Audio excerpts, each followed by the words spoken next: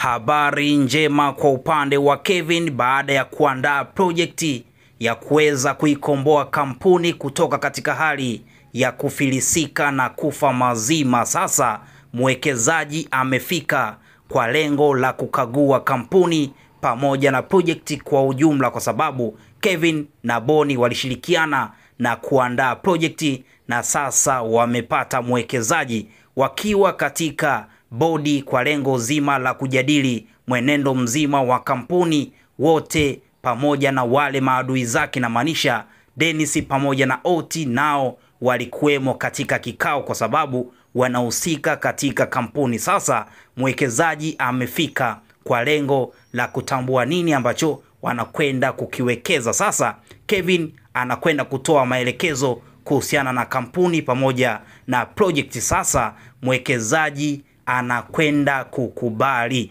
Tunatazama Kevin amepata furaha ambayo hakuwa nayo, na sasa Bonnie pamoja na Oti nao wanaingia ofisini baada ya mazungumzo mengi ambayo yaliendelea. Tunakumbuka Kevin alitamani sana kupata mwekezaji baada ya kupata ushauri mzuri kutoka kwa Bonnie, kwa sababu hawa wanashirikiana vizuri na wala sio wanafiki katika kazi. Na sasa mwekezaji kumbe anamtambua vizuri sana Kevin na anakwenda kumpa maua yake kwa kujituma na kusema kwamba ni kama vile namuona baba yako, kwa sababu unajituma sana, na mimi nilikuwa karibu sana na baba yako na nipo tayari kuweka pesa yangu na siwezi kusita katika hili kwa sababu na kuamini sana Kevin. Hivyo sasa mwekezaji kumbe ana historia nzima ya kampuni na yuko tayari kufanya kila kitu kuhusiana na project ambayo imeandaliwa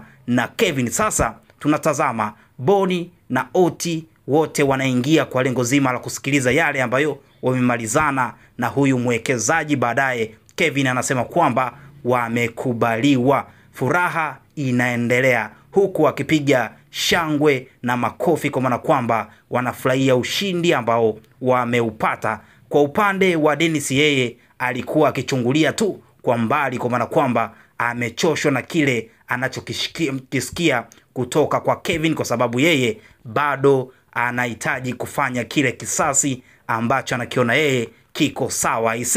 Kevin kwa sasa furaha inaendelea kwa sababu walipanga yaliyokuwa mazuri. Hapa tunajifunza kitu, kwa sababu kwenye nia siku zote huwa kuna njia. Tunatazama Kevin amefanya mambo kwa lengo kubwa la kutimiza ile nia yake, na sasa nia imekamilika kwa sababu wametafuta njia ya kukamilisha hiyo nia. Kwa hiyo tusichoke kukamilisha yale ambayo tunayawaza hata kama ni magumu, na sasa kwa Kevin yamekwenda kukamilika. Nyakati za usiku baada ya Kevin kumaliza, anarudi nyumbani akiwa na furaha, na baadaye anakwenda kumkumbatia Loveness kuonesha ishara ya kuwa na furaha. Sasa Loveness anajiuliza kuna nini. Kevin anafurahi kweli kweli, na baadaye anakwenda kumwambia kiukweli, mpenzi wangu, nina furaha sana, kampuni yetu inakwenda kukaa sawa na tayari ninaiokoa kwa sababu ilikuwa inaenda kufilisika.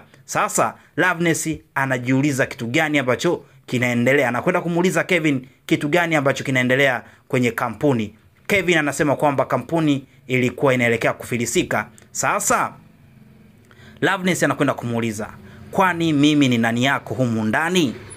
Kwa sababu unafanya mambo yako binafsi. Sasa hapa Kevin anaonesha kabisa hali ya kushangaa kwa sababu Loveness anakwenda kuuliza kwa lengo zima la kutambua, kwa sababu Kevin anafanya mambo binafsi bila kujali kile ambacho kinaendelea, kwa sababu hawa wapo katika mahusiano. Na Loveness anazungumza na kusema kwamba kiukweli sijapendezwa na hili ambalo umelifanya, kwa sababu mimi na wewe tupo bega kwa bega. Wakati tunapanda wote, wakati tunashuka wote, lakini kitu ambacho umekifanya kiukweli sijapendezwa nacho. Na je, mimi ni mtu wa aina gani katika maisha yako? Endapo ukifanya hivi kiukweli mimi nakuwa na wasiwasi. Tambua hili linaweza kuwa kigezo kikubwa cha kushushwa kwa mapenzi yetu, na baadaye tunaweza kukosa nafasi na watu wengine wakajua sehemu gani ya kutupigia. Kwa hiyo tambua kabisa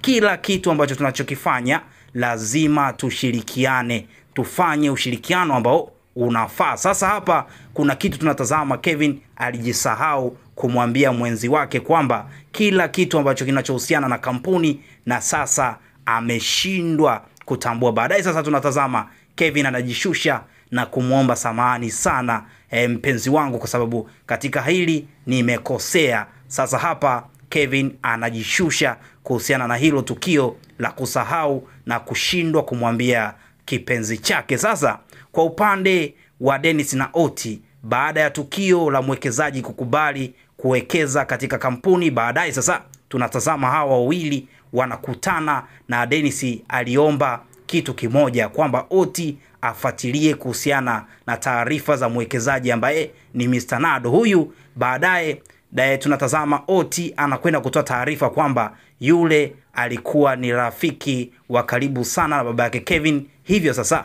baada ya kurudi kutoka nje za nchi, sasa amerudi kwa lengo la kuendeleza biashara zake. Hivyo huyu ni mtu wa misimamo sana, na hivyo itakuwa ngumu sana kumuingilia huyu Mr. Nado, kwa sababu ni mtu ambaye anaiamini sana kampuni, hususani baba yake na Kevin. Sasa hapa tunatazama Oti anatoa taarifa, baadaye Dennis naye anakwenda kumwambia kwamba kitu ambacho kinachohitajika kwa sasa ni juu ya kuvujisha zile taarifa za utakatishaji wa pesa ambazo alifanya Mzee Gamba, ili huyu mwekezaji awe na wasiwasi. Kwa sasa na kuomba uzushe na kutoa taarifa kwamba kampuni inafilisika, ili waje kufanya ukaguzi na baadaye watambue taarifa kamili kuhusiana na upotevu wa pesa na utakatishaji wa pesa ambao ulifanyika na Mzee Gamba. Sasa hapa Dennis anaandaa kitu ambacho kinaweza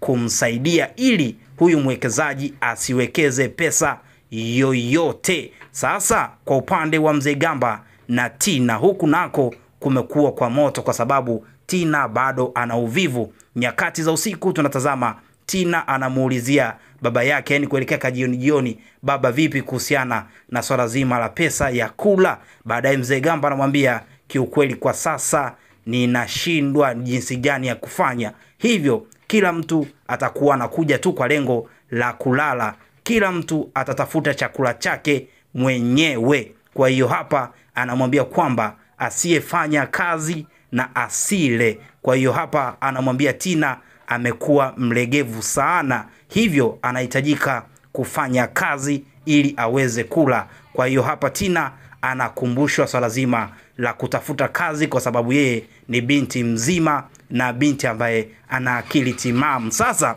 tunatazama Mzee Gamba anamwambia Tina afanye hivyo kwa lengo kubwa la kujiweka sawa katika swala zima la utafutaji pesa. Sasa tunatazama baadaye Tina naye anakwenda kumfuata rafiki yake ambaye amepanga naye pamoja kwa lengo la kutafuta kazi, na kumwambia bwana, naomba nisaidie nitafute kazi, nitafutie kazi ambayo kidogo ni nyepesi. Baadaye yule mwenzake anasema kiukweli hauwezi kupata kazi ambayo ni nyepesi. Sasa baadaye akakumbuka kuna mtu ambaye alikuwa anatafuta mfanyakazi ambaye ni mrembo. Baadaye sasa anakwenda kumwambia kuna kazi imepatikana, lakini kule inahitajika mrembo, na wewe basi unaweza kwenda. Sasa tusubiri niwasiliane naye ili uweze kufika kule na kupewa utaratibu wa kazi endapo atakukubali. Sasa hapa tunatazama Tina anafanya hivyo ili mradi aweze kupata kazi, kwa sababu baba yake kwa sasa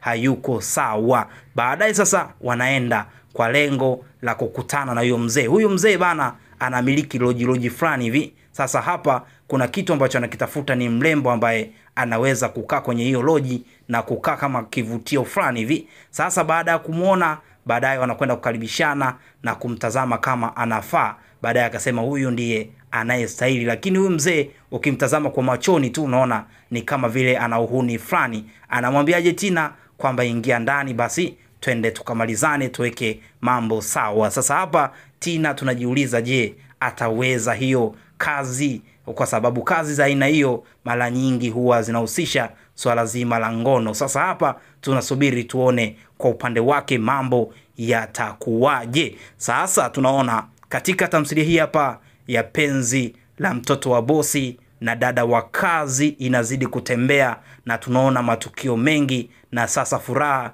imerejea kwa upande wa Kevin. I say, kama ni mara kwa kwanza kujiunga nasi, we subscribe tu katika channel yetu. Chini ya video hii kumeandikwa neno subscribe, gonga hapo ili uwe wa kwanza kupata video zetu. Karibu sana na asante.